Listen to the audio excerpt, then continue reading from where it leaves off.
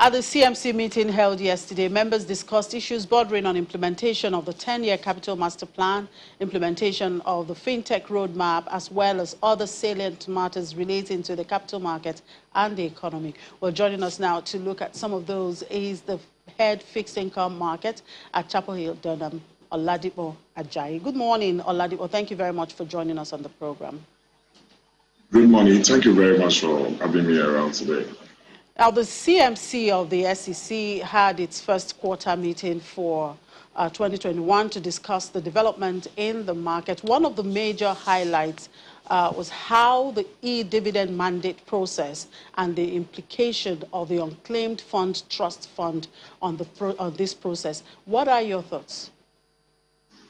Yeah, I think it's one of the key things that they actually need to discuss, considering the new Finance Act that was released and the implication of what we think that will be on investors. So for investors not to be discouraged in terms of investing in the capital market, considering that they will find it very difficult to actually get the dividend, which is the return for their investments. I think it's actually very pertinent for that to be key on the list of discussion for yesterday's meeting. We were not surprised to actually see them actually deliberate so much on it and also find a way to actually ameliorate the issue. And part of what they are trying to do is to work with market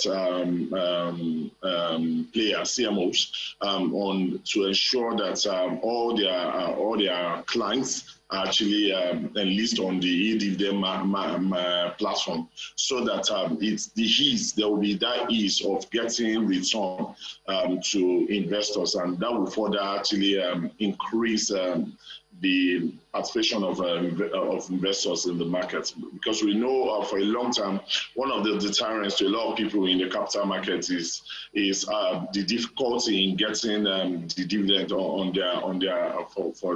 for their investment. So, but now that that is very key in the heart of the CMC, and I think it's a right movement towards the right direction.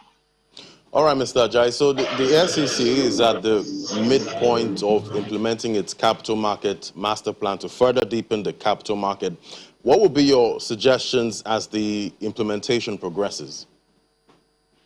Yeah, like we all know, our market is not so much deep yet, because there's still a lot of opportunity that this market can actually give out. And if you notice yesterday, part of what was discussed is on how to actually use the capital market to actually correct the infrastructural deficit that we are currently going through in Nigeria. And I think that is also key. It's part of the master plan, because we have a lot of infrastructural deficits, and the only way that we can actually fill those deficits is by using the opportunity that the capital market will actually bring to the table.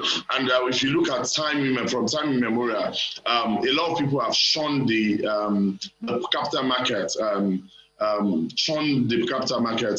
actually leverage the opportunity that the capital market will bring to the table to actually correct some of those anomalies. And this is also part of the master plan of the CMC. And I think it is very essential in such a time like this.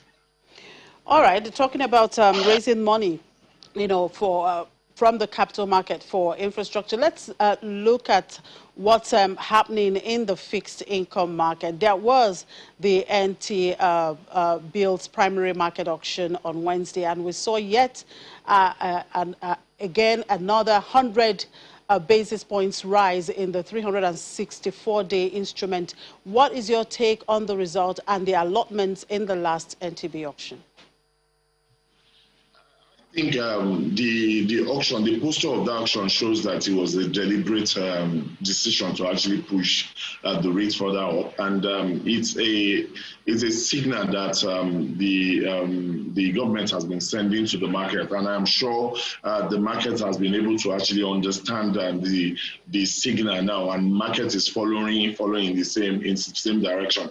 Because if you look at what was issued on that instrument, what was actually offered, the government offered to actually issue 49.1 billion. By the end of the day, they issued about 132.12 billion on that instrument. So it shows the aggression to actually mop liquidity from the system.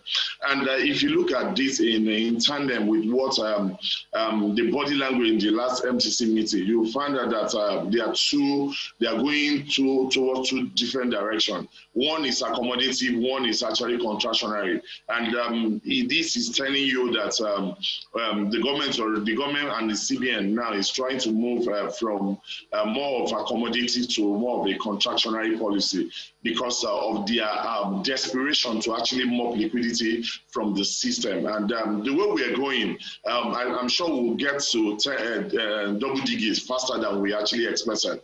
And if you look at the inflation figure that we also saw yesterday, and we saw inflation actually climb to the 18th floor. So it's a cause for concern for investors. And as a result of that, we saw the impact of that in the bond market yesterday as well. We saw yield in the long end of the market actually crossed the 14% level. So as we speak, we think the direction has shifted from a more of accommodative perception to more of contractionary perception. All right, based on the result, what strategy should investors adopt in the fixed income market, and what's your outlook for the fixed income market in this quarter? From my own side, I feel that the outlook is still very much bearish, and this is premised on the inflationary pressure that is still biting, and we have not gotten to the end of the road, and it's still going upside, and considering a lot of things that are still in place, we have structural issues that we need to actually tackle. We have insecurity on the table that we need to undo, and those are things that will further push inflation up, and at the same time also push yield up. And at the same time, the level of liquidity that is maturing into the system this quarter is very, very small, and it's not enough to actually oil the system in this quarter. And as a result of that, we'll actually see that impact yield, and we'll see yield going northward in this quarter. All right, you did mention, of course, the inflation, which you said had climbed to the 18th floor. Now, as the inflation continues to go upward, how can investors bridge the negative real return? I think there are other instruments that can actually give return that is a bit higher than what we are currently getting in the fixed income space. There are a lot of products like the infrastructural funds that gives like a 10-year fixed income return plus close to about 400 to 500 basis points. And when you invest in such products, it helps to actually augment the negative real return that you are currently seeing in the market. And in the same vein too, there are other stocks in the markets that can give you a capital gain that can actually cover the current inflationary deficit that we are currently seeing in the market. So I think there are a lot of products in the market that can help.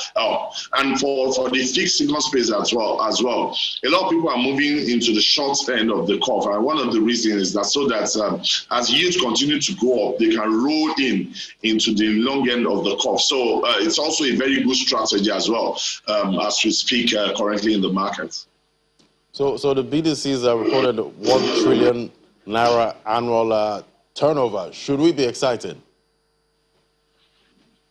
To be realistic, I don't think there's anything to be excited about that.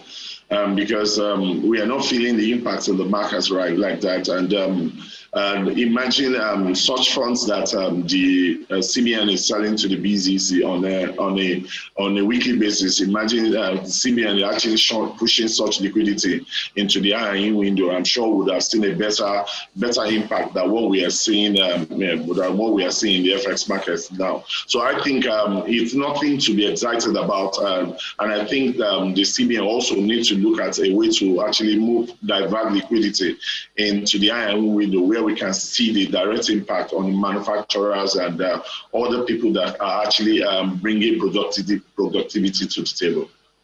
All right, thank you very much, Oladipo Ajayi, for your time today. Enjoy your weekend. Thank you very much. You're almost welcome.